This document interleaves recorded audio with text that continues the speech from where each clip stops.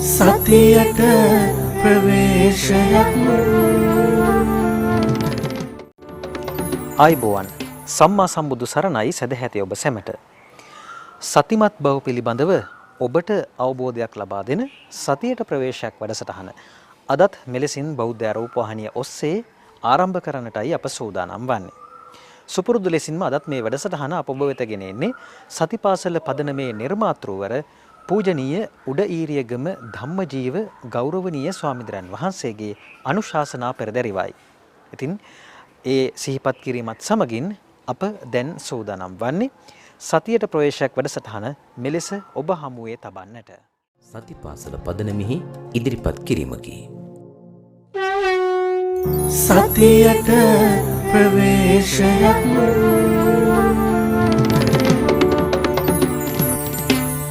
හැමදාම් වගේ අදත් අපි සූදානම් වෙන්නේ සතියට ප්‍රවේශයක් වැඩසටහන ආරම්භ කරන්නට.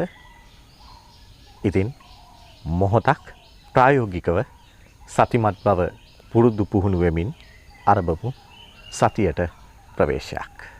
හොඳයි අපි අද දවසේත් ඉඳගෙන සතිමත් වීම සම්බන්ධයෙන් ප්‍රායෝගික පුහුණුවක් සඳහා කාලය යොදා ගන්න හදන්නේ. ඔයගොල්ලෝ ඉන්න තැනම පහසුවෙන් වාඩි වෙලා හොඳට ඉරියව්ව සම්බර කරගෙන කොන්ද කෙලින් තියාගෙන ඒ වාඩි වෙන එක සිද්ධ කරන්න ඕනේ. පුළුවන් තරමක් ඉන්න ඉරියව්ව සමබර ඉරියව්වක් කරගන්න. ඇඟ දරදඬු කරගන්නේ නැතුව ඇඟේ සෑම මස් පිඩුවක්ම ලිහිච්ච ආකාරයකට තියාගෙන සමබර ඉරියව්වක තමන්ගේ කය සකස් කරගෙන අත් දෙකක් තමන්ට පහසු විදියකට තියාගන්න. කොන්ද කෙලින් තියාගන්න එක නිදිමත නොයන්න උදව් වෙනවා. ඒකින්ද කොන්ද කෙලින් තියාගන්න එකත් කරන්න ඕනේ. ඔගොල්ලෝ S2 වහ ගන්න ඕනේ. S2 පියා ගන්නකොට ගොඩාක් තද කරගන්නේ නැතුව සාමාන්‍ය ස්වභාවයට ඔගොල්ලෝගේ S2 වහ ගන්න එකත් කරන්න ඕනේ. කොන්ද කෙලින් තියාගෙන ඉරියව්ව සමබර කරගෙන පහසුවෙන් වාඩි වෙලා අත් දෙකත් Tamanට පහසු ආකාරයකට තියාගෙන S2 වහගෙන දැන් ඔයගොල්ලෝ හොඳට සිහියෙන් මේ වෙලාවේ ඔයගොල්ලෝගේ අවට පරිසරයෙන් ඇහෙන ශබ්ද කෙරෙහි සතිමත් වෙන්න.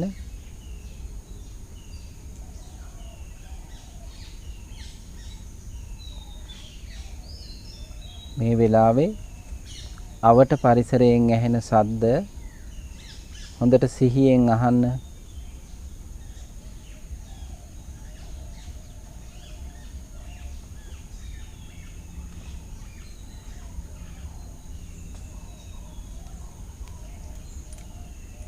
ඔගොල්ලෝ මේ වෙලාවේ සිහියෙන් ඉන්න නිසා ඔගොල්ලන්ට ඇහෙනවා ඇති අවට පරිසරයේ ගොඩක් ශබ්ද පවතින හැටි.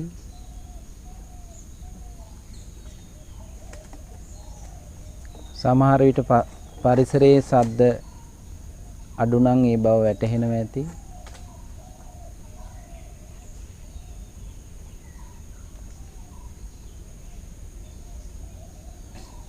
පරිසරයෙන් ඇහෙන සියලු ශබ්ද කෙරෙහි සතිමත් වෙන්න.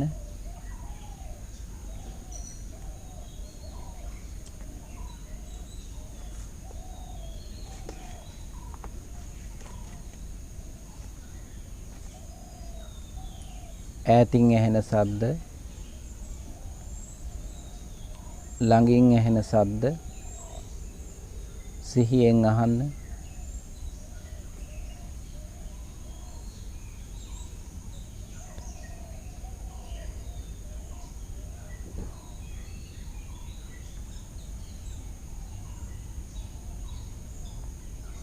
බලන්න පරිසරයේ විවිධ ශබ්ද පවතින හැටි.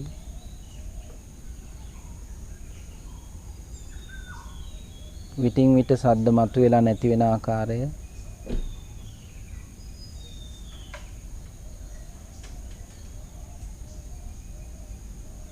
සමහර විට පරිසරයේ ශබ්ද අඩු වෙන ආකාරය.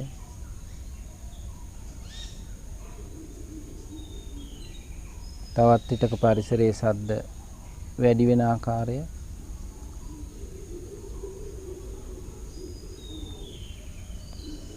සිහියෙන් දැනගන්න. ඇහෙන ශබ්ද ඔස්සේ කල්පනා කරන්න යන්නේ නැහැ. විටින් විට මතුවෙන සද්ද සිහියෙන් දැනගන්න එක විතරයි කරන්නේ.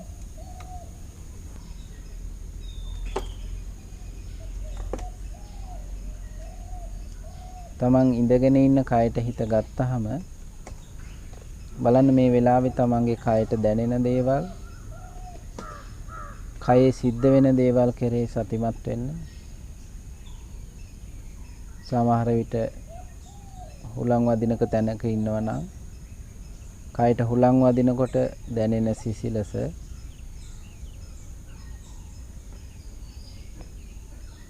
සමහර විට කයට රස්නේ දැනෙනවා නම් ඒ බව, හුස්ම ඉහළ පහළ යන විදිය,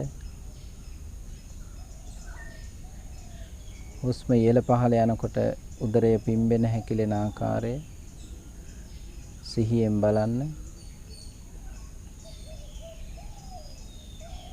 මේ වෙලාවේ තමන්ගේ කයට දැනෙන දේවල්, කයේ සිද්ධ වෙන දේවල් කෙරෙහි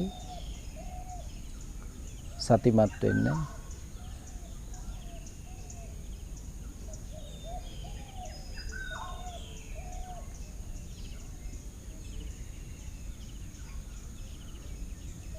තමන්ට හුස්ම ඉහළ පහළ යන එක හොඳින් වැටහෙනවා නම්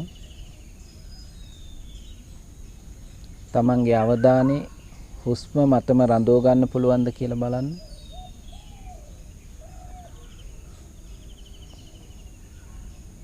බාහිර ලෝකේ අමතක කරලා හුස්මත් එක්ක ටික වෙලාවක් යාළු වෙලා ඉන්න උත්සාහ කරන්න. හුස්ම ඉහළ පහළ යන විදිය හොඳින් සිහියෙන් නිරීක්ෂණය කරන්න.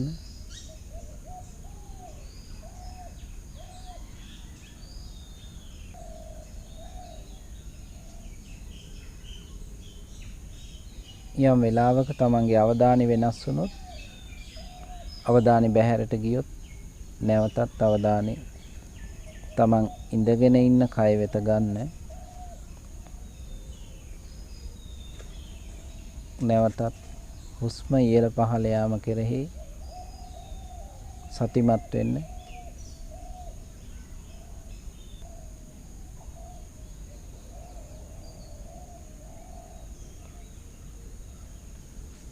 කයේ සිදුවෙන යම් යම් වෙනස්කම් පවතිනවා නම් ඒ ගැනත් ඔබ සතිමත් වෙන්න.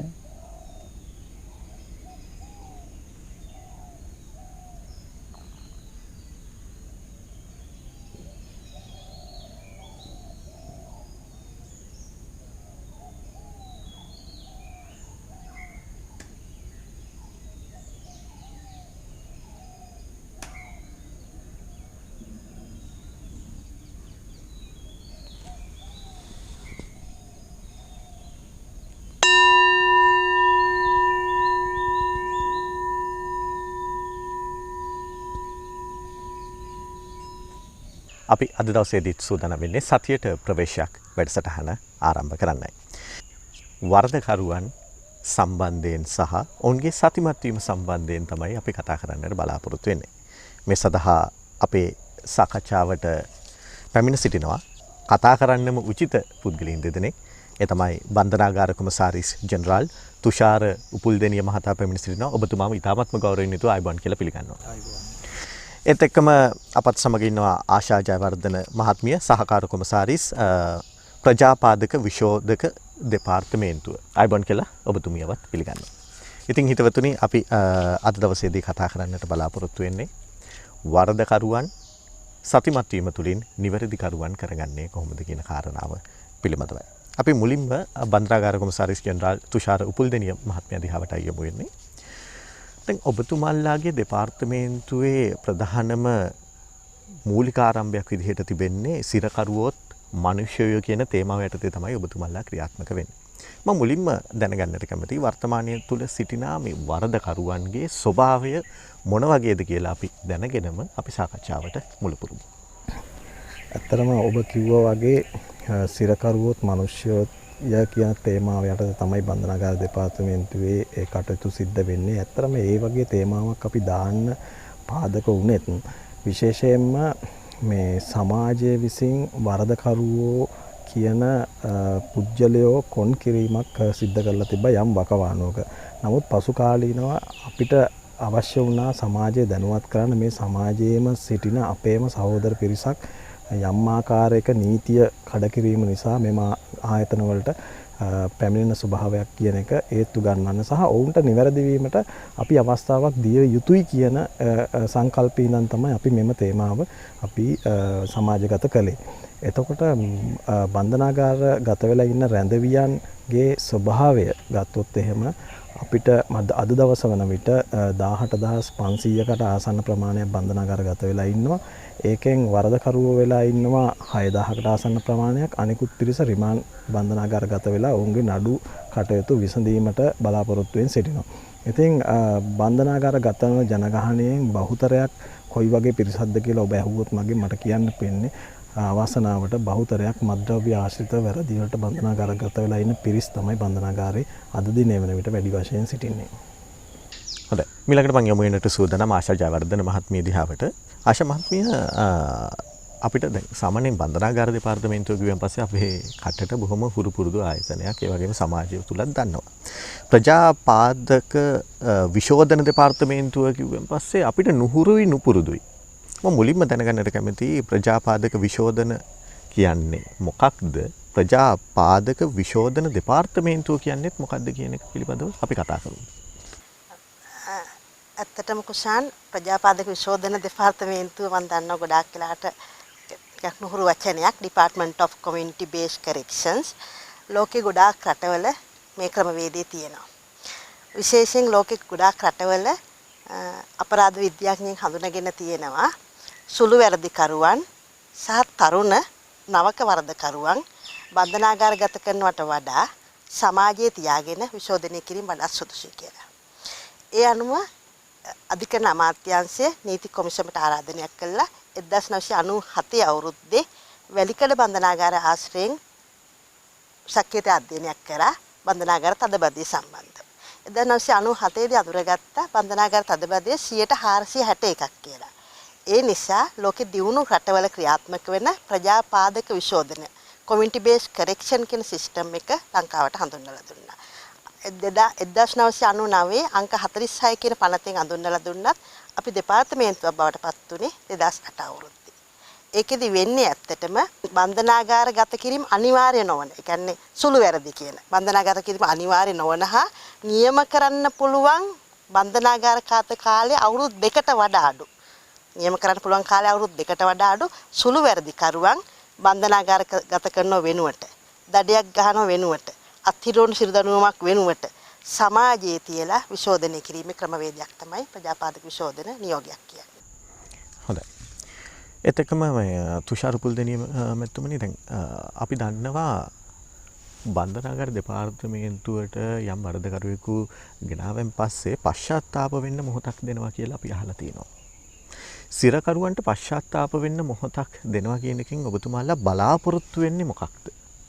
ඇත්තටම පශ්චාත්තාප වෙන්න අවස්ථාවක් දෙනවා කියන එකෙන් අපි බලාපොරොත්තු වෙන්නේ එයාට තමන් කරපු වැරද්ද ගැන යම් ආකාරයක සිහිපත් කිරීමට ඒ කරපු දේ හරිද වැරදිද කියන එක ගැන යම් ආකාරයක අවබෝධයක් ඇති වෙන්න තමයි ඒ අවස්ථාව අපි ලබා දෙන්නේ.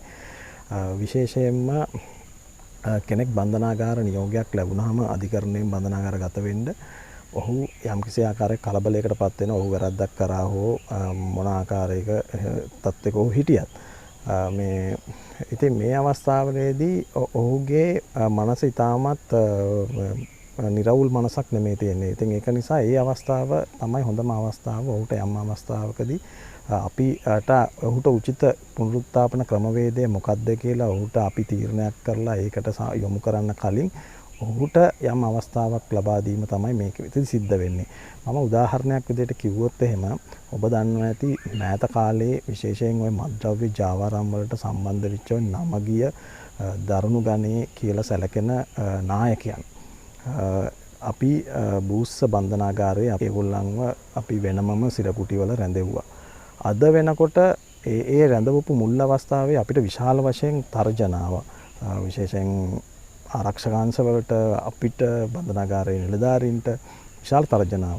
හැබැයි මේ වෙනකොට අද ඒ පුජ්‍යලයෝ තමයි ඒ බන්ධනාගාරයේ තියෙන පුස්තකාලය විශාල වශයෙන් පාවිච්චි කරන්නේ. මම නම කියන්න කැමති නෑ. නමුත් එක් රැඳවියෙක් ඉන්නවා. ඔහු දවසට පොත් 2ක් කියවනවා.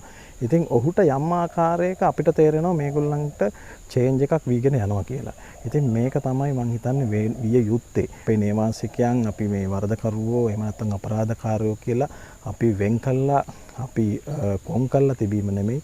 ඔවුන්ව නැවත පෙරලා සමාජගත කිරීමේදී යම් ආකාරයක නිවැරදි කරුවන් බවට පත් කරලා අපි සමාජගත කරන්න පුළුවන් නම් ඒක තමයි මම හිතන්නේ සමාජයේ පැත්තෙනුත් යහපත් වෙන්නේ. ඒත් එක්කම බන්ධනාගාර කොමසාරිස් ජෙනරාල්තුමනි අපි දකිනවා මේ සිරකරුවන් අතර ඉන්න විවිධ දක්ෂතා තියෙන අය. ගෘහ භාණ්ඩ හදන්න එහෙමත් නැත්නම් විවිධ වූ පරිගණක අංශයෙන් හෝ වේවා විවිධ වූ දක්ෂතා තියෙන අය ඉන්නවා. ඔබතුමන්ලා මේ පුද්ගලයන්ව හඳුනාගෙන ඔවුන් සඳහා අතදීමක් සිදු කරනවද? ඒ ක්‍රියාදාමය කොහොමද සිදු වෙන්නේ? ඇත්තටම බන්ධනාගාර ගත වෙන පුජ්‍යලයෝ අපි ඒගොල්ලන්ගේ අවශ්‍යතාවයන්ුත් අපි හඳුනාගෙන ඒ වගේම අපේ තියෙන අවස්ථාවනුත් ප්‍රයෝජනයට අරගෙන ඒගොල්ලන්ට යම්කිසි ආකාරයක වෘත්තීය පුහුණුවක් ලබා දෙනවා. හැබැයි අපි බලාපොරොත්තු වෙන්නේ නැහැ. අපි දැන් විශේෂයෙන්ම මේ පසුගිය කාලයට වඩා අපේ පුනරුත්ථාපන ක්‍රමවේදය අපි යම් ආකාරයක වෙනසක් සිදු කරලා තියෙනවා. අපි හඳුනගෙන තියෙනවා පුජ්‍යලයාට අපි කාලයක් අපි හිතුවා මේ පුජ්‍යලයන්ට මේ වෘත්තීයමය දැනුමක් දීම පමණක් ප්‍රමාණවත් වෙනවා. ඔහුට එළියට ගිහිල්ලා යම් ආකාරයක වෘත්තියක් කරලා ජීවිතය හැඩ ගහ ගන්න. නමුත් මේ ක්‍රමය අපි දීර්ඝකාලීනව බැලුවාම සාර්ථක වෙලා නැහැ. ඔහුගේ අපරාධ චර්යාවනොත් යම් ආකාරයක වෙනස් කළ යුතු වෙනවා. ඔහුගේ වරද කිරීමේ ස්වභාවය අපරාධ චර්යාවන් වෙනස් කිරීමට ඇත්තටම අපිට ඔහුගේ මනස සම්බන්ධයෙන් පුහුණුවීම් කිරීම අවශ්‍ය වෙනවා. ඉතින් ඒ නිසා අද බන්ධනාගාර දෙපාර්තමේන්තුව හුදෙක් වෘත්තීය පුහුණුවට පමණක් නෙමෙයි පන්ති කාමරවල ගත කරන කාලයත් යම් ආකාරයක එහෙම නැත්නම් දේශන ශාලාවල ගත කරන කාලයත් ඒ වගේම මේ පුජ්‍යලයන්ගේ මනස නිරවුල් කිරීමේ භාවනා ක්‍රම එහෙම නැත්නම් ඒ වගේ අභ්‍යාසත් සිද්ධ කරන්න අවධානය යොමු වෙලා තියෙනවා. දැන් අපි ඒක පටන් ගන්න තියෙනවා. හොඳයි. ආශා ජයවර්ධන මහත්මිය ඔබතුමිය සඳහන් කරන්නට යෙදුනා ප්‍රජාපාදක විශෝධන දෙපාර්තමේන්තුව මගින් සමාජයේ තියලා නිවැරදි කිරීමක් සිදු කරනවා වරදකරුවන්ව කියලා. මේ පිළිබඳව අපි තව ටිකක් කතා කරමු. කොහොමද මේ සමාජයේ තියලා නිවැරදි කරනවා කියන්නේ මොකක්ද කියන කාරණාව. අපි ඒකෙන් කුෂාන් බලාපොරොත්තු වෙන්නේ දීර්ඝකාලීන වශයෙන් ගත්තොත් මිනිස්සෙක් හදන එක. ඒක තමයි ලෝකෙ පිළි අරන් තියෙන වඩාත්ම community based treatment and community based prevention කියන එක හුඟක් වැදගත් කියන එක.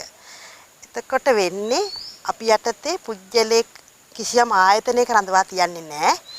එයා ජීවත් වෙන සමාජයේම, එයා ජීවත් වෙන ගෙදරම තියාගෙන තමයි එයාව විශෝධනය කරන්නේ. ඒක ටිකක් අමාරු වැඩක්. එතකොට නමුත් ඒක කරගත්තොත් ඒක දීර්ඝකාලීනයි.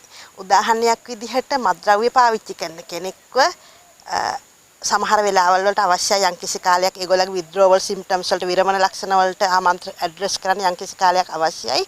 සතියක් දෙකක් වගේ කාලයක්. නමුත් ඒගොල්ලෝ ජීවත් වෙන පරිසරය තුල තියාගෙනම ඒගොල්ලගේ පෞරුෂය ගොඩනගන්න පුළුවන් වුණොත් ආයතන ගත කරලා තියෙනවට වඩා දීර්ඝකාලීන වශයෙන් ගත්තොත් මිනිස්සු හදන්න පුළුවන් කියන තැන තමයි අපි ඉන්නේ. ඒකෙදි වෙන්නේ ඇත්තටම ප්‍රජාපාදක විශෝධන නියෝගයක් ගරු අධිකරණය ලැබුණට පස්සේ මිනිස්සු කොහෙටවත් යන්නේ නැහැ. මිනිස්සු යන්නේ තමන්ගේ ගෙදරට. අධිකරණ නියෝගයෙන් පස්සේ යන්නේ තමන්ගේ ගෙදරට. ඒකත් තමන්ගේ ගෙදර ඉඳන් තමයි ප්‍රජා විශෝධන නියෝගයට එන්නේ. අධිකරණය ලබා දෙන නියෝගය අනුව ක්‍රියා කරන්නේ තමන්ගේ ගෙදර ඉඳන්. සාමාන්‍යයෙන් අවම වශයෙන් සතියට දවස් 2යි අපි ඒගොල්ලන්ට ප්‍රජා විශෝධන නියෝගය අනුව කටයුතු කරන්න කියන්නේ. එතකොට අනිත් දවස් වලට ඒගොල්ලන් තමන්ගේ දරු පවුලත් එක්ක ඉන්න පුළුවන් සහ ඒගොල්ලන් තමන්ගේ රැකියාව කරගන්න පුළුවන්. එතකොට රැකියාව අහිමිවීම කියන ප්‍රශ්නෙත් නෑ. විශේෂයෙන් ගත්තොත් පවුලක ආදායම් උපයන්න විදිහට පිළිගන්න තාත්තා නැත්නම් පියා සැමියා ගෙදර ඉන්නවා. එයා බන්ධනාගාරගත වෙලා නෑ. එතකොට දරුවන්ට තමන්ගේ තාත්තා බන්ධනාගාරගත වුණාය කියන ලේබලය නෑ. ඒ නිසා අපි බලාපොරොත්තු වෙනවා ලෝකේ හැම රටක්ම මම හිතන්නේ මේ වෙනකොට අපහසු වුණත් සමාජයේ තියලා මිනිස්සු නිවැරදි කරන්න පුළුවන් නම් ඒක දීර්ඝකාලීන යහපැවැත්මට වෙල් බීන් කියන එකට හොඳයි කියලා. ඒකයි කරන්නේ අපි යට. හොඳයි. ඒත් එක්කම මම කැමති මීළඟට තුෂාර පුල්දෙනී මහත්මයාගෙන් දැනගන්න මේ වෙන විට ඔබතුමා සඳහන් කරන්නට යෙදුන බන්ධනාගාරය ආශ්‍රිත විවිධ වූ ක්‍රියාකාරකම් සිදු කරනවා කියලා බන්ධනාගාර රැඳවියන් නිවැරදි මගට ගැනීම සඳහා. අපි දන්නවා සතිමත් බව විශේෂයෙන්ම මේ සතිපාසල ආශ්‍රිත කරන ක්‍රියාකාරකම් මේ වන විට බන්ධනාගාර තුලත් ක්‍රියාත්මක කරනවා. මම හිතන්නේ ඔබතුමාට අදහසක් දක්වන්නට පුළුවන් මේ සතිමත් බව සහ බන්ධනාගාරය තුල ක්‍රියාත්මක වෙන සතිමත් බව වැඩසටහන් පිළිබඳව. ඇත්තටම කුසන් අපි වැඩසටහනක් කරා වැලිකඩ බන්ධනාගාරයේ රැඳවියන්ට මම හිතන්නේ ඉතාමත් සාර්ථක වැඩසටහනක් වුණා ඒකේ. ඉතින් විශේෂයෙන්ම අපි ඊට පස්සේ ඔබ දන්නවා ඇති දැන් බන්ධනාගාරයේ රැඳවියන් පුනරුත්ථාපනය කරන්නේ බන්ධනාගාර නිලධාරීන්. එතකොට මේ නිලධාරීන් කොයිතරම් වෘත්තීයමය වශයෙන් පුනරුත්ථාපන නිලධාරීන් වෙන්න ඕනේද? ඒක නිසා අපි නිලධාරීනුත් අපි මේක සඳහා පුහුණු කරා.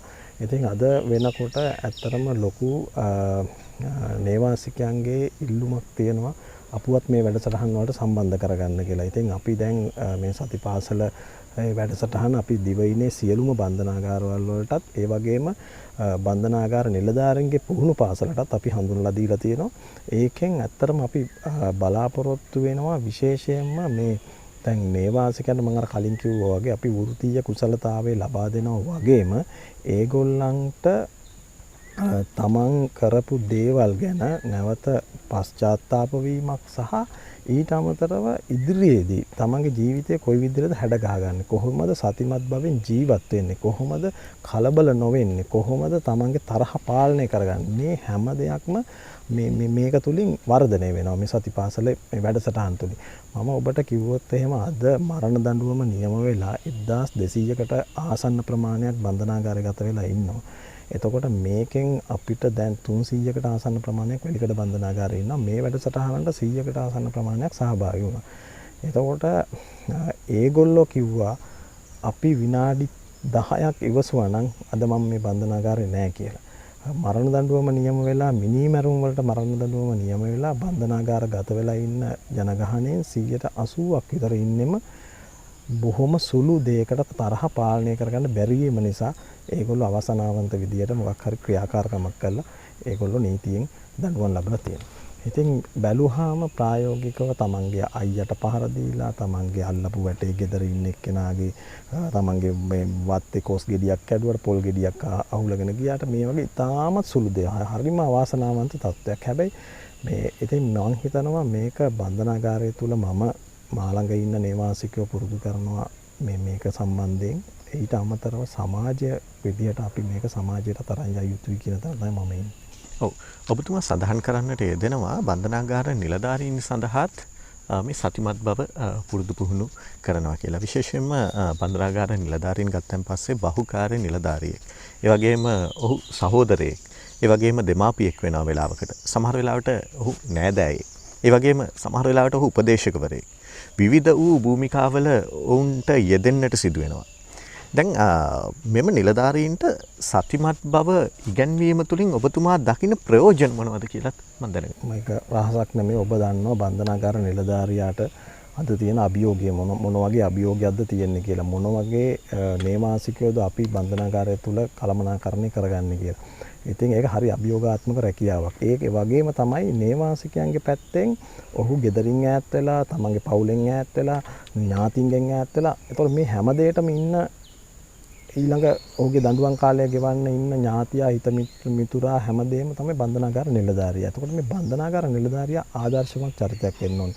බන්ධනාගාර නිලධාරියා තමන්ගේ අර ඔබ කිව්වා වගේ බහුකාර්ය භූමිකාව නියමාකාරයෙන් කරන්න නම් ඔහු සතිමත් බවක පිහිටන්න ඕනේ. ඔහුගේ මනස නිර්වුල්ව තියෙන්න ඕනේ. එතකොට ඔහුට යම්කිසි පැනයක් සමහරට බන්ධනාගාර තුළ අයිතු යෝජනාවක් නේවාසිකයා කරන්න පුළුවන්. හැබැයි ඒක ඔහු සාධාරණව විඳදරාගෙන ඔහුට නිවැරදි මඟ පෙන්වලා දෙන්න තරම් මොහු මනසෙන් බොහොම සංසුන් පුද්ගලෙක් වෙන්න ඕන. අපි හැමතිස්සෙම කියන්නේ බන්ධනාගාර නිලධාරියා හැමතිස්සෙම සමබර චරිතයක් වෙන්න ඕනේ කියලා. එතකොට මේ සමබරතාවය රැකගන්න මම හිතනවා මේක ඉතාමත් ප්‍රයෝජනවත්. අපි ජ්‍යෙෂ්ඨතාවයෙන් උසස් වීම ලැබපු සැරයන්වරුන්ට මේ පුහුණු පාඨමාලාව අඟුණුකොළ පැලස බන්ධනාගාරي පුහුණු පාසලේදී ලබා දුන්නා. මම හිතන්නේ නිලධාරීන්ට ඒක වෙනස්ම අත්දැකීමක් වුණා. ඉතින් ඒ නිසා මම හිතනවා රාජකාරී ජීවිතයේදීත් තමන්ගේ රාජකාරීමය වපසරිය සංවර්ධනය කරගන්න ගමන්ම මේ සතිමත් භාවය කියන එක රැක ගැනීම නිලධාරියෙක්ගේ මම හිතන්නේ ප්‍රධානම කාර්යයක් වෙනවා. අනිවාර්යෙන්ම. ඒත් එක්කම ආශා ජයවර්ධන මහත්මිය ඔබතුමියගේ ආයතනයේ නිලධාරීන්ට සතිය පුරුදු පුහුණු කිරීමෙන් ලැබෙන ප්‍රයෝජන සහ වාසි පිළිබඳව අපි කතා කරන්නට අවශ්‍යයි. කුෂාන් අපි මේ සතිපාසලත් එක්ක සම්බන්ධ වුණේ මුලින්ම කඩුවෙල මහේස්ත්‍රාත් අධිකරණය හරහා අපිට ලැබෙන ආඥාලාභීන් සම්බන්ධව. ඒකට හේතුව අපේ කඩුවෙල මහේස්ත්‍රාත් අධිකරණය යටතේ අපේ ප්‍රාදේශීය කාර්යාලයක් තියෙනවා. ප්‍රාදේශීය ප්‍රජා විශෝධන කාර්යාලයක්. ඒක මගේ නිලධාරීන් විදියට ප්‍රජා විශෝධන නිලධාරීන් නීතිඥ එක මහත්මයාත් වැඩ පරිශ්‍රණ නිලධාරී මහත්මයාත් වැඩ කරන්නේ. ඒගොල්ලෝ පසුගිය අවුරුද්දකටත් වැඩි කාලයක් තිස්සේ විශේෂයෙන්ම කඩුවෙල මහේස්ත්‍රාත් අධිකරණයේ යටතේ අයාලා ආඥා පනත යටතේ වරදකරු වෙලා විශේෂයෙන් ස්පා වගේ ආයතනවල නීති විරෝධීව හිටපු සමහර කාන්තාවන් සම්බන්ධව ගරු අධිකරණයෙන් ලැබිච්ච නියෝග අනුව ඒගොල්ලන්ට සුදුසු වැඩපිළිවෙලක් ක්‍රියාත්මක වෙනකොට ඒගොල්ලෝ මේ සතිපාසලත් එක්ක සම්බන්ධ වෙලා තිබුණා. මම විශ්වාස කරනවා ගරු අධිකරණයේ බලාපොරොත්තු වුණා කියලා මේ කාන්තාවන්ගේ ජීවිත වඩාත් යහපත් කරන්න අපේ දෙපාර්තමේන්තුවට පුළුවන් කියලා. මම හිතන්නේ ඒ නිසයි අපේ නිලධාරීන්ට යොමු කරේ. ඊට පස්සේ අපේ නිලධාරීන් අපේ පූජ්‍ය අතුරුගිරියේ ධර්ම විහාරී හාමුදුරුවොත් එක්ක මේ වැඩසටහන දැන් අවුරුද්දකට වැඩි කාලයක් තිස්සේ කරගෙන ආවා. එතකොට ඒ කාන්තාවන් මේ වැඩවලට සම්බන්ධ වුණා. මටත් අවස්ථාව ලැබුණා කීප පාරක් මේකට සම්බන්ධ වෙන්න. කඩුවෙලින් ඔබට ගිහලා සමස්තයක් විදියට දෙපාර්තමේන්තුවට මේක කොහොමද කරන්න කියලා හිතනවා නම් වැදගත් වෙන්නේ කොහොමද කියලා හිතනවා නම් මට පේන්නේ අපේ කොමසාරිස් ජෙනරාල්තුමා කිව්වා වගේ අපි ගාවට එන්නේ අපරාධ කරපු මිනිස්සු. අපිට වෙනස් කරන්න වෙලා තියෙන අපරාධකාරී චින්තනයක්, අපරාධකාරී හැසිරීමක්. ඒක හුඟක් අමාරුයි. එතකොට ඒ නිසා ඒ වගේම අපේ නිලධාරීත් ඉන්නේ තරගකාරී මානසික තත්වයක. ඒ කියන්නේ අපේ නිලධාරීත් ඉන්නේ අපහසුකරණයක් තුළ රස්සාවක් කරන්නේ. මේ දෙක සම්පින්ඩණය කරගන්න නම් අපි හිතුවා ලෝකෙ පිළිගත්තු මයින්ඩ්ෆුල්නස් කියන එක, සතිය කියන එක අවශ්‍යයි කියලා. ඒ සතිය තුලින් බලාපොරොත්තු වෙනවා විශේෂයෙන්ම දැන් මොලේ තියෙනවනේ වම් අර්ධගෝලය සහ දකුණු අර්ධගෝලය කියලා. එතකොට වම් අර්ධගෝලයෙන් කරන්නේ ලොජික් මිනිස්සුගේ තර්කානුකූල ශක්තිය හදන එක. දකුණු අර්ධගෝලයෙන් කරන්නේ මිනිස්සුගේ චින්තනය, කලාව වැඩි දියුණු කරන එක. මේ දෙක එකට එකතු කරලා වඩාත් යහපත් මනෝභාවයක් අපේ නිලධාරීන්ට ඇති කරන්නත් අපේ නිලධාරීන් චිත්ත වේග වශයෙන් සමනය වෙච්ච සැහැල්ලුවෙන් නිලධාරීන් බවට පත් කළා මේ මොලේ ක්‍රියාකාරීත්වය මේ විදිහට වම් අර්ධගෝලය සහ දකුණු අර්ධගෝලයේ පරිපත ශක්තිමත් වීම තුළ අපේ නිලධාරීන් ශක්තිමත් කරලා ඒක අපි ගාවට එන අහිංසක මිනිස්සුන්ගේ ජීවිත යහපත් කරන්න යොදවන්න තමයි අපි මේ මයින්ඩ්ෆුල්නස් කියන මේ සතිමත් බව කියන එකෙන් අපි බලාපොරොත්තු වෙන්නේ. හොඳයි. ඒත් එක්කම ආශා ජයවර්ධන මහත්මිය කොමසාරිස් ජෙනරාල්තුමා සඳහන් කරපු කාරණාවක් තමයි වර්තමානයේ තුල වරදකරුවන්ගෙන් වැඩි ප්‍රමාණයක් කියන්නේ 70%කට වැඩි ප්‍රමාණයක් ඉන්නේ වාර්තා වෙන්නේ මත්ද්‍රව්‍ය පිළිබඳ වැරදිකරුවන් කියලා. දැන් ඔබ ආයතනයටත් මේ දේ මේ විදිහටම සඳහන් කිරීමට හැකියාවක් තිබෙනවද? ඒ කියන්නේ වැරදි වැඩියෙන්ම මතුවෙන්නේ මත්ද්‍රව්‍ය සම්බන්ධ වැරදිකරුවන්ද? ඔවුන් නිවැරදි මගට යොමු කරන්නට සතිය ඉවහල් කරගන්නේ ඔබතුමියලා කෙසේද? හරි. බන්ධනාගාරේ වගේම කුෂාන අපිටත් ලැබෙන ප්‍රජා විශෝධන ආඥා බැලුවොත් 70%ක් 75ක් විතර ලැබෙන්නේ මත්පැන් සහ මත්ද්‍රව්‍ය සම්බන්ධ වැරදි සඳහා ප්‍රජාපාලක විශෝධන නියෝගය. එතකොට ඒ කියන්නේ නීති විරෝධී මත්පැන්, ගංජා, කැනබිස්, හෙරෝයින්, දැන්ට තියෙන අයිස් කියන මෙතැම්පිටමින් වගේ මත්ද්‍රව්‍ය සම්බන්ධව තමයි අපිට නියෝග ලැබෙන්නේ. එතකොට වෙනත් වැරදකට වඩා මත්ද්‍රව්‍යයක් සම්බන්ධ ඇබ්බැහිවීමක් කියන එක සම්බන්ධව කටයුතු කිරීම ටිකක් අපහසුයි. ඒ නිසා ඒක මොකද ඒක ඇබ්බැහිවීමක්. ඒක ලෝකෙ පිළිගන්නේ මේ වෙනකොට බ්‍රේන් ඩිසීස් එකක් විදිහට, මානසික රෝගී තත්ත්වයක් විදිහට. මානසික රෝගී තත්ත්වයක් නම් ඒක ඒ කියන්නේ addiction is a chronic relapsing brain disease කියලා තමයි නිර්වචනය තියෙන්නේ. chronic relapsing brain disease එකක් නම් මේ brain disease එකට අපිට කටයුතු කරන්න වෙනවා. එතෙන්දී తాවකාලිකව බලනවට වඩා දීර්ඝකාලීන බැලුවොත් මේ මනස වෙනස් කිරීම අවශ්‍ය වෙලා තියෙන්නේ. ඒ මනස වෙනස් කිරීම තුළ මිනිස්සුන්ගේ සතිය කියන එක අවශ්‍යයි. වර්තමානයේ අපි මේ බුද්දිස්ට් ෆිලොසොෆි එක හරහා මේ මයින්ඩ්ෆුල්නස් කියන එක ආවත් වර්තමානයේ ලෝකේ හැම රටක්ම මයින්ඩ්ෆුල්නස් කියන එක තමන්ගේ ජීවිතවලට ගන්නවා සහ අනිත් මිනිසුන්ගේ ජීවිතය යහපත් කරන්න ගන්නවා. ඒකෙන් බලාපොරොත්තු වෙන්නේ අර මම මුලින්ම කිව්වා වගේ මිනිසුන්ගේ පරිකල්පන ශක්තිය වැඩි කරන එක. කොමසාරිස් ජෙනරාල් තුමා කිව්වා වගේ මිනිස්සු තව විනාඩි 10ක් හිතුවා නම් එයාට මිනිහක් මැරෙන එක වැළකෙනවා. ඒ වගේ මේ මිනිස්සුත් ගාක් වෙලාවට තමන්ගේ තියෙන කාංසාව ආතතිය ඒ වගේ දේවල් එක්ක තමයි මත්ද්‍රව්‍ය වලට යොමු වෙලා තියෙන්නේ. ඒ නිසා ඒ මිනිස්සුන්ට ඒ රිලැක්සේෂන් ටෙක්නික්ස් පාවිච්චි කළා. ඒ කියන්නේ සතිය කියන එක පාවිච්චි කරලා මිනිස්සුන්ට ඒ භාවනාව හුරු කරලා තමන්ගේ හුස්ම ගැනීම පිළිබඳව වර්තමානයේ අද ජීවත් වීම පිළිබඳව තේරුම් කරොත් මම හිතනවා හරි පහසුයි කියලා මත්ද්‍රව්‍ය බැහැවීමට යන්න. මොකද හේතුව හැම වෙලාවෙම ગેප් එකක් තියෙනවා. මිනිස්සු ළඟා කරගෙන තියෙන දෙයක් ළඟා කර ගැනීමට බලාපොරොත්තු වෙන දෙයක්. මේ දෙක අතර ગેප් එකක් තියෙනවා. මේ ગેප් එක හන්ද තමයි මිනිස්සු ගොඩක් වෙලාවට ආතතියටපත් වෙන්නේ. ඒ නිසා මිනිස්සුන්ට අර අපි ඔය මේ වෙල්බීන් කියන එක හුරු කරොත් මිනිස්සු මං හිතනවා මානසිකව ඒ පැත්තට යොමු වෙයි කියලා. එහෙම වුණොත් සංවේදී මනසක් තියෙන අනිකාට ආදරය කරන මිනිස්සු බිහි වේවි. අර වේගෙන් දුවන්නේ නැතුව මිනිස්සු යහපත් වෙන තරමට මිනිස්සුන්ගේ මත්ද්‍රව්‍ය සඳහා හෝ වෙනත් ඕනෑම දෙයක් සඳහා හැබ්බැහි වීම වළක්වන්න තමයි අපි මේ මයින්ඩ්ෆුල්නස් කියන එක පාවිච්චි කරන්නේ. හොඳයි මම හිතන්නේ තාමත්ම වැදගත් පිළිතුරක් ඔබතුමිය ලබා දුන්නා. කොමසාරිස් ජෙනරාල් තුමනි ඔබතුමාගෙනුත් මම අහන්නට කැමතියි දැන් මත්ද්‍රව්‍ය සම්බන්ධයෙන් වැරදිකරුවන් විශාල වශයෙන් බන්ධනාගාරගත වෙලා ඉන්නවා. දැන් ඔවුන් ඔබතුමල්ලා විසින් ශෝධනයකට ලක් කරලා යම්කිසි දඩුවමක් දීලා සමාජයට යොමු කරනවා. සමහර වෙලාවට අපි දකින දෙයක් තමයි ආපහු සමාජයට ගිහිල්ලා ආපහු මේ බන්ධනාගාරගත වෙනවා. මේ සඳහා ඔබතුමාගෙන් උත්හන්නේ සතිය අපිට නිවැරදිව ඔවුන්ගේ ජීවිතවලට යොමු කරලා ආපහු අර බන්ධනාගාරගත වෙන එක වළක්වා ගන්නට පුළුවන්ද? ඔවුන් සමග ඔබතුමා ඊටමත්ම කිට්ටුවෙන් ගත කරන හින්දා ඔවුන්ගේ ක්‍රියාකාරකම් සමගම මේ දේ අපි ගලපගමු. ඔව් ඇත්තටම අපිට මේ ගැන මත්ද්‍රව්‍ය සම්බන්ධයෙන් කතා කරනකොට ඒ මත්ද්‍රව්‍ය භාවිතා කරපු රැඳවියන් පුනරුත්ථාපනය ගැන කතා කරනකොට අපි අනෙකුත් වරදවල් වල ඉන්න රැඳවියන් පුනරුත්ථාපනය කරන ක්‍රමවේදයට වඩා හාත්පසින් මේක වෙනස්. දැන් අපිට තියෙන ලොකුම අභියෝගයත් ඒක තමයි බන්ධනාගාර ගතවන ජනගහනය වැඩි වෙන්නත් ප්‍රධාන හේතුව තමයි මත්ද්‍රව්‍ය භාවිතය සම්බන්ධයෙන් වන වරදකරුවන්.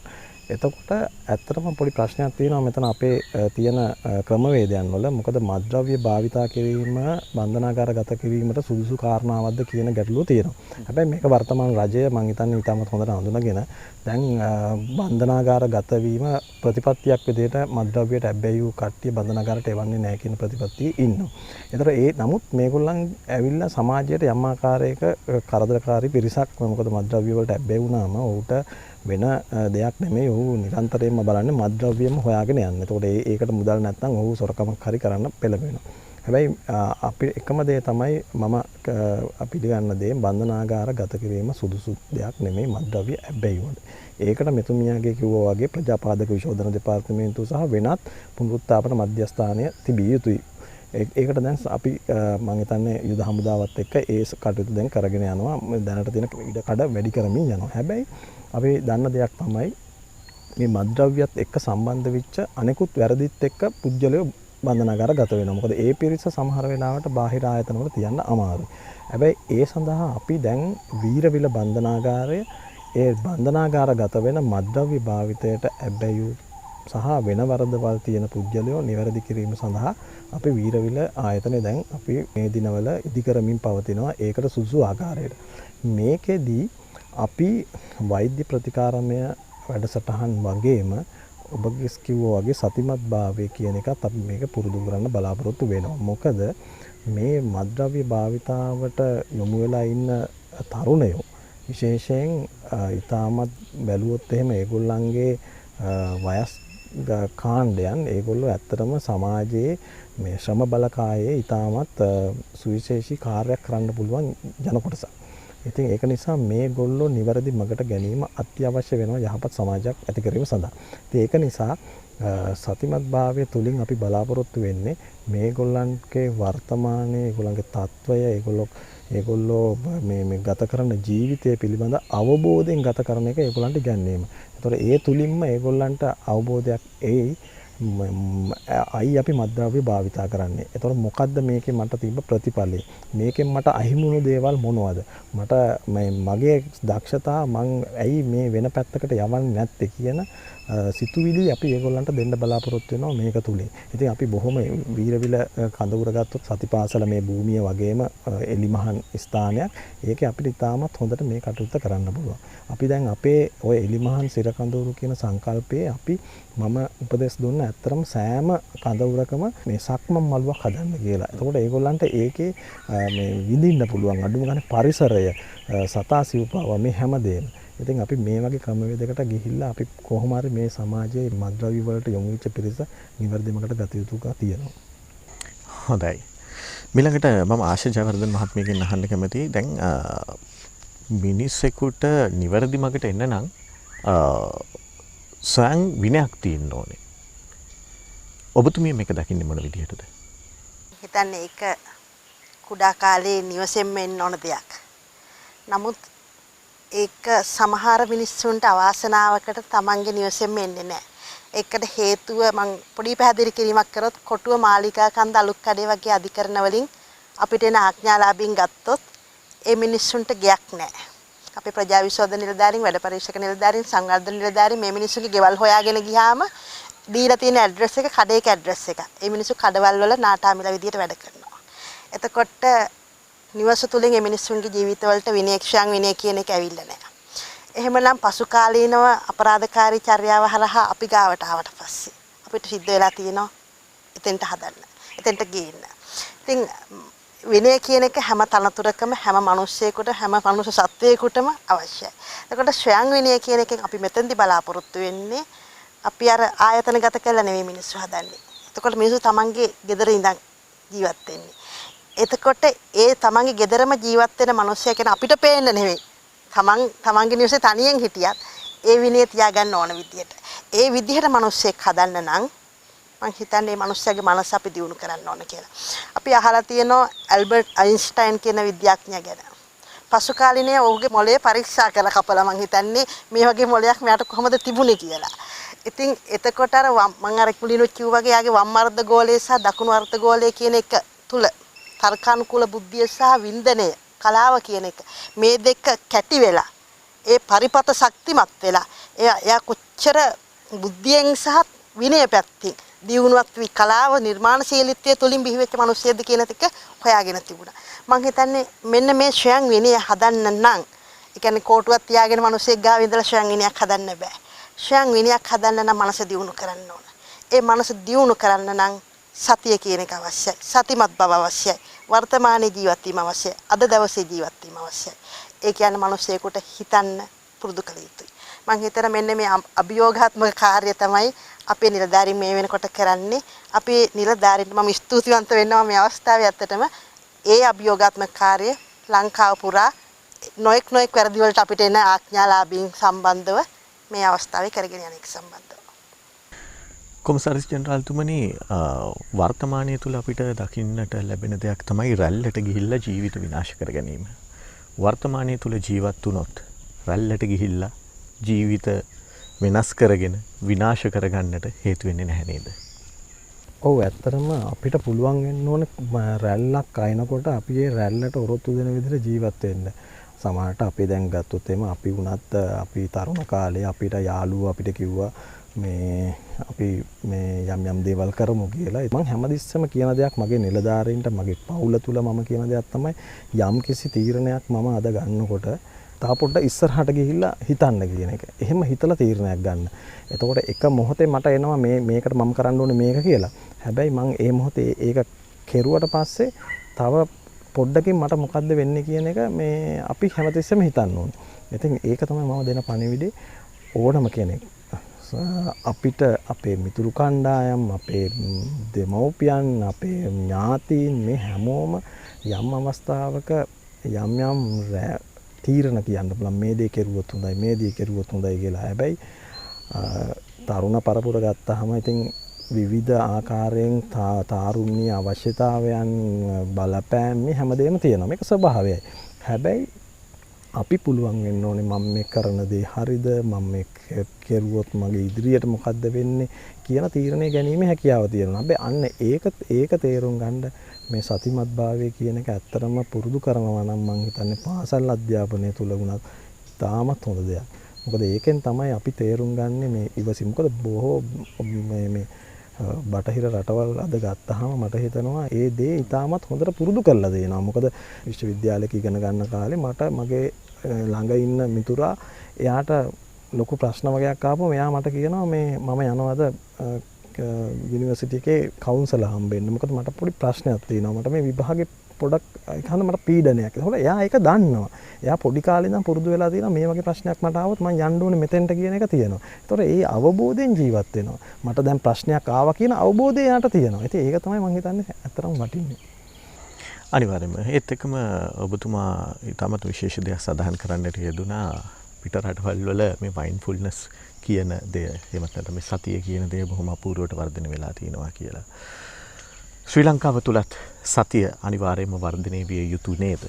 අනිවාර්යයෙන්ම වර්ධනය විය යුතුයි. මොකද මේක අපේ සංස්කෘතියත් එක්ක අපේ ආගමත් එක්කම වුණත් බද්ධ වෙලා තියෙන දෙයක්. නමුත් මේක මයින්ඩ්ෆුල්නස් කියන එක අපි ආගමින් බැහැරව වුණත් අපි බැලුවොත් එහෙම මේක ඇත්තටම ජීවිතේ ගොඩනගා ගන්න ඉතාමත් සුදුසු දෙයක්. ජීවිතේ අපි දැන් තරඟයකින් ඉන්නේ අධ්‍යාපනයේ ළමයි ගත්තොත් එහෙම අධ්‍යාපනයෙන් අපි විභාග පාස් කරන්නම තමයි අපේ පෙළඹවීම තියෙන්නේ. හැබැයි අපි තීරණ ගැනීම, සංසුන් වීම, ඒ වගේම ගැටුම් කළමනාකරණය මේ හැම දෙයක්ම අපි ඉගෙන ගන්න ඕනේ. ඉතින් මම බන්ධනාගාර ජීවිතයේ මම අවුරුදු මේ ගත කරපු කාලය තුළ මම දැකපු දේවල් තමයි මේකේ තියෙන වටිනාකම. අනිවාර්යයෙන් මේත් එක්කම මම ආශා ජයවර්ධන මහත්මිය දිහාවටයි හැරෙන්නේ. ඔබතුමිය ඇමරිකා එක්සත් ජනපදයේදී මට මතක විදිහට මයින්ඩ්ෆුල්නස් පිළිබඳව විශේෂයෙන්ම හදාරලා තිබෙනවා. යුරෝපීය රටවල් වල මයින්ඩ්ෆුල්නස් ඉතාමත්ම සමීපයි ඔවුන්ගේ ජන ජීවිතයට. නමුත් මේ ආසියාතික රටවල් වල මේ වෙනකොට මයින්ඩ්ෆුල්නස් එහෙමත් නැත්නම් මේ සතිය කියන දෙය සමීප නැහැ. විශේෂයෙන්ම මේ ලංකාව තුලත් මිනිසුන්ට සමීප නැහැ සතිය. මේ පිළිබඳව ඔබතුමියගේ අදහස. කුෂාන් වැදගත් ප්‍රශ්නයක් ඇහුවේ. බෞද්ධ දර්ශනය තුල වසර ගණනාවක් තිස්සේ මේ සතිය මේ රට දන්නවා. මේ රට දැනීම සහ මේ රට ඒක තමන්ගේ ජීවිතවලට ග්‍රහණය කරගෙන තියනවාද කියන එක අතර තමයි ප්‍රශ්නේ තියෙන්නේ. මගේ 21 වෙනි අවුරුද්ද මේ ප්‍රජාපාලන විශ්වවිද්‍යාල දෙපාර්තමේන්තුවේ 21 වෙනි අවුරුද්දේ මට මේ කාලය තුල ලැබුණා බටහිර ඕස්ට්‍රේලියාවට, ඇමරිකාවට, ජපානයට, මැලේසියාවට යන්න. ඉගෙන ගන්න. එතකොට මම එහෙදි දැක්කා අපි ගාව මෙච්චර කාලයක් තිබුණු මයින්ඩ්ෆුල්නස් කියන එක නැත්තම් සතිය කියන එක අපි ප්‍රැක්ටිස් නොකරට ඒ රටවල මිනිස්සු තමන්ගේ ජීවිතවලට ඒක අරගෙන තියෙනවා කියලා. මට පුදුම හිතුණා මැලේසියාවේදී පළවෙනිම ලෙක්චර් එක පටන් ගන්නකොට මගේ ප්‍රොෆෙසර් ඇවිල්ලා ටික වෙලාවක් භාවනා කරමු කිව්වා. ඉතින් මට හරි පුදුම හිතුණා මේ රටේ මගේ කවදාවත් මගේ පාසල් ජීවිතේවත් මගේ විශ්වවිද්‍යාල ජීවිතේවත් ගුරුවරයෙක් ඇවිල්ලා භාවනා කරලා දේශනේ පටන් ගමු කියලා නැහැ. මැලේසියාවේදී මගේ ප්‍රොෆෙසර් කිව්වා මට පුදුම හිතුණා. ඉතින් ඒ මිනිස්සු ඒ ජීවිතවලට ඒක අරන් තියෙනවා. අපි දන්නවා කරන්නේ. ඉතින් ඒ නිසා මං හිතන්නේ එකපාර මං කිව්වාගේ කෝටුවක් අරගෙන කරන්නත් බෑ. ඒ නිසා මේක ජීවිතවලට බද්ධ කරන්න පුළුවන් ක්‍රමවේදයක්. ආපහු හදන්න වෙනවා. මම හරි කැමති මේ පරිසරයට මේක කිසිම ආගමකට සීමා වෙලා නැහැ. මේ ආයතනයේ සතිපාසල. මේකට මවුලාන අතුමාලා එනවා, ක්‍රිස්තියානි කතෝලික හැම ආගමකමයි මෙතෙන්ට එනවා. ඒක තමයි වෙන්න ඕන. ඉතින් ඒක හැම තැනටම යන්න ඕනේ මේ සමාජය තුල. මේ සමාජය තුල හැම තැනකටම මිනිස්සු සතියෙන් වැඩ කරනවා කියන එක. උදාහරණයක් විදිහට අපි බැලුවොත් අද වාහනයක් ඩ්‍රයිව් කරනකොට රියදුරක් කොච්චර ආවේගශීලීවද ඉන්නේ. ඔහුට වාහනේ ඩ්‍රයිව් කරනවට වඩා අර පාරේ යන අනිත් වාහන වලට බයින් එක තමයි යතර යන්නේ. ඉතින් හැම වෙලාවෙම හැම මිනිස්සයාම ඉන්නේ ආවේගශීලීව. ඒ කිසිම මිනිසෙක් මං හිතන්නේ සතියෙන් නැත්තම් සිහියෙන් මේ වෙලාවේ කරන කටයුත්ත ගැන නැහැ.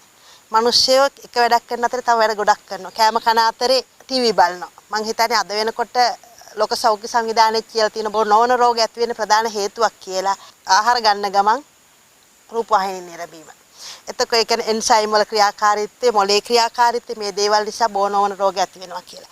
එහෙමනම් අපි මේ දන්න වසර 2000 ගණක් තිස්සේ අපි මේ දන්න සතිය නැවත ආගමකට සීමා වෙන්නේ නැතුව මේ විදියට මේ සතිපාසලින් කරන විදියට ආගමකට සීමා වෙන්නේ නැතුව මමත් මේක හරියටම ඉගෙන ගත්තේ මම ඔය ගිය පිට රටවලින්. මොකද මගේ රටේ මේක තිබුණාට අපිට ඒක හරියට ග්‍රහණය වුණේ නැහැ.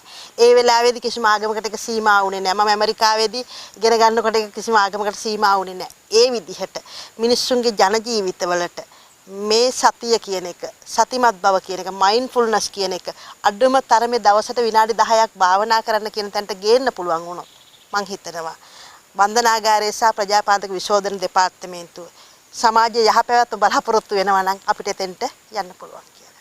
අනිවාර්යයෙන්ම ඒත් එක්කම අපි අපේ කතාබහේ අවසානයේකට තමයි පියමනින්නේ. මම ඔබ දෙබලගෙන්ම අවසාන වශයෙන් එක් ප්‍රශ්නයක් අහන්නට කැමතියි.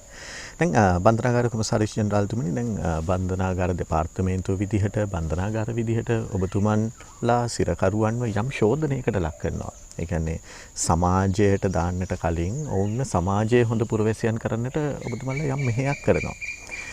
ඒත් ඔබතුමන්ලා ඔවුන්ව දැන් සමාජයට දානකොට සමාජය ශෝධනය වෙලා නැහැ. සමාජය තුළ හොඳයි සම්මත හරපද්ධතියක් ක්‍රියාත්මක වෙන්නේ නැහැ. එතකොට මේ සිරකරුවා නැවත නිවැරදිකාරයෙක් බවටද සමාජය තුළ පත්වන්නේ වැරදිකාරයෙක් බවටද කියන එක අපිට සමහර වෙලාවට ලොකු ගැටලුවක් බවට පත් වෙනවා. මේ සතිය නිවැරදි කරගන්නේ කොහොමද කියන එක සහ ඔබතුමන්ගේ අදහසත් ඔබතුමියගේ අදහසත් මා අවසාන වශයෙන් දැනගන්නට කැමතියි. ඔව් ඇත්තටම කුෂාන් බන්ධනාගාර දෙපාර්තමේන්තුවේ තියෙන ලොකුම අභියෝගයක් තමයි ඔය ඔබ කිව්ව කතන්දරේ. විශේෂයෙන් අපි පුනරුත්ථාපනය කරලා සමාජගත කරාට ඔහු යන්නේ ඔහුගේ සමාජ විශේෂයෙන්ම මේ නාගරික ප්‍රදේශවල ඉන්න වතු ආශ්‍රිත ජනතාවගේ ඒ පසුබිම බැලුවොත් එහෙම ඒ යම් ආකාරයක විශේෂයෙන් මත්ද්‍රව්‍ය වගේ දේවල් වලට ඇබ්බැහි වෙන්න තියෙන අවකාශය බොහොම වැඩි. හැබැයි මේ සතිමත් භාවය කියන එක අපි හරියටම පුරුදු කරගන්න පුළුවන් නම් අපේ පුනරුත්ථාපනයේ ක්‍රමවේදයත් එක්ක මොකද අපි පිළිගන්න ඕන සත්‍යයක්නේ අපි යම්කිසි සහෝදරයෙක් මේ බන්ධනාගාරගත වෙලා ඔහුව නැවත සමාජගත කරාම ඔහු යන්නේ ඔහුගේ ගෙදරටනේ. ඔහුට වෙන යන්න තැනක් නැහැනේ. එතකොට ඔහුට පුළුවන් නම් ඒ දෙයින් වළක්වලා ඉන්න ශක්තියක් ගොඩනගන්න බන්ධනාගාරය තුලින් මම හිතනවා ඒකට දෙයක් තියෙයි. හැබැයි අපි ඒ එක්කම අපි බලාපොරොත්තු වෙනවා එයා කැමති නම් ඔහුගේ පරිසරය වෙනස් කරන්න. එහෙම අවස්ථාවලුත් තියෙනවා. හැබැයි අපි මේක සමාජයක් විදිහටම මේක මේ ප්‍රැක්ටිස් කරනවා නම් සමාජයක් විදිහට මේක අනුගමනය කරනවා නම් මම හිතනවා මේ தত্ত্বය එහෙම වෙන එකක් නැති වෙයි ඉස්සරහට. ඉතින් වඩාම හොඳ දේ තමයි පුජ්‍යලය වශයෙන් සංවර්ධනය කරලා ඔහුට යම්කිසි ශක්තියක් ගොඩනගීම තමයි මම හිතන්නේ වඩාත්ම සුදුසුම දේ. හොඳයි ආශා ජයවර්ධන මහත්මිය. ඔව් කුෂාන් අපේ ප්‍රජා විශෝධන නියෝගය යටතේ ඉන්න ආඥාලාභී ඉන්නේ සමාජයේමයි. ඒ නිසා දෛනිකවම ඔහු ජීවත් වෙන පරිසරයේ ඔහු ජීවත් වෙන්නේ. එතකොට ප්‍රජා විශෝධන නියෝග ආඥා යටතේ මිනිස්සෙක් නිවැරදි වුණත් සමහර වෙලාවට සමාජයේ සූදානම් නැහැ ඔහු නිවැරදි කියලා පිළිගන්න. අර සෝෂල් ස්ටිග්මා කියන එක. එයාව ලේබල් කරලා අපරාධකරුවෙක් විදිහට හංවඩු ගහලා. ඉතින් අන්න ඒ විදිහට අපේ සමාජයේ චින්තනය වෙනස් කරන්න පුළුවන් නම් මං හිතන්නේ එකපාරක් වරදක් කරපු මිනිහෙක් නැවත ලේබල් නොකරනවා නම් මං හිතේ මේ මිනිහයා නිවැරදි වෙයි කියලා. ඒක තමයි ලෝකෙ මං හිතන්නේ හැම ආගමක්ම බලාපොරොත්තු වෙන හැම දර්ශනයක්ම බලාපොරොත්තු වෙන්නේ. ඒ නිසා මේ සතිමත් බව කියන එක ගෙදරින් පටන් ගන්න පාසලෙන් පටන් ගන්න විශ්වවිද්‍යාලයෙන් පටන් ගන්න සියලු ආයතන මේ දේ හරියට කෙරෙනවා නම් මං හිතනවා සමාජය යහපත් කරන්න පුළුවන් වෙයි. අපිට බන්ධනාගාරයටත් ප්‍රජා විශෝධන දෙපාර්තමේන්තුවට පමණක් සමාජය යහපත් කරන්න බෑ. ඒකට සමාජයේ සෑම පුරවැසියෙකුටම තියෙන වගකීමක් යහපත් සමාජයක් බිහි කිරීමේ උතුම් කාර්යය. අනිවාර්යයෙන්ම ඒත් සමගින්ම හිතවතුනි අපි විශ්වාස කරනවා අද දවසේ වැඩසටහනෙන් ඔබේ ජීවිතේ තාමත්ම වැදගත් කරුණු කාරණා රසක් එකතු කරගන්නට පුළුවන්කම ලැබුණා කියලා. අපි එසේනම් අද දවසේදී ඔබේ නිවසෙන් සමගින් යන්නටයි සූදානම් වෙන්නේ. සමුගන්නා වූ මොහොතේදී බෙහෙවින්ම ස්තුතිවන්ත වෙනවා ප්‍රජාපාදක විශෝධන දෙපාර්තමේන්තුවේ සහකාර කොමසාරිස් ආශා ජයවර්ධන මහත්මිය. ස්තුතියි අද දවසේදී අපිත් එක්ක එක්වීම සම්බන්ධයෙන්. ඒ වගේම බන්ධනාගාර කොමසාරිස් ජෙනරාල් තුෂාර උපුල්දෙනිය මැතිතුමනි බෙහෙවින්ම ස්තුතියි අපත් සමග එක්වීම සම්බන්ධයි. හිතවතුනි අපි අද දවසට ඔබේ නිවසින් සමුගෙන යනවා. සමුගන්නා වූ මොහොතේදී ප්‍රාර්ථනය සතිමත් වූ සතියක්. සිහියෙන් සැවොම සිටියොත් සෑම විට සිත තුළ නොවේ අලස බව කිසිම විට අපගේ සිහිය එක් තැන් කර තබන්නට දුන්නේ සතිපාසලයි පුහුණුව ලබන්නට.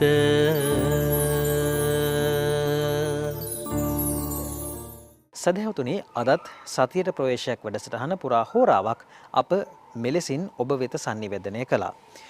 සතිපාසල පදනමේ නිර්මාතෘවර පූජනීය උඩඊරියගම ධම්මජීව ගෞරවනීය ස්වාමීන්ද්‍රයන් වහන්සේගේ අනුශාසනා පෙරදරවයි අදත් මේ වැඩසටහන අප මෙලෙසින් ඔබ වෙත ගෙනාවේ.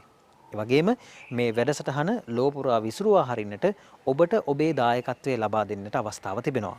තිරේ දිස්වන දුරකථන අංකයන්ට කාර්යාලීය වේලාවන්හිදී දුරකථන ඇමතුමක් ලබාගෙන ඒ පිළිබඳ විස්තර දැන කියා ගන්නට ඔබට ඉඩ අවකාශ තිබෙනවා. ඉතින් ඒ ආරාධනාවත් සිද්ධ කරමින් අදට අප ඔබෙන් සමුගන්නටයි මේ සෝදානම් වන්නේ. නැවතත් සත් දිනකින් ඔබව හමුවන බලාපොරොත්තුවෙන් ඔබ හැම දිනාටම සම්මා සම්බුදු සරණයි.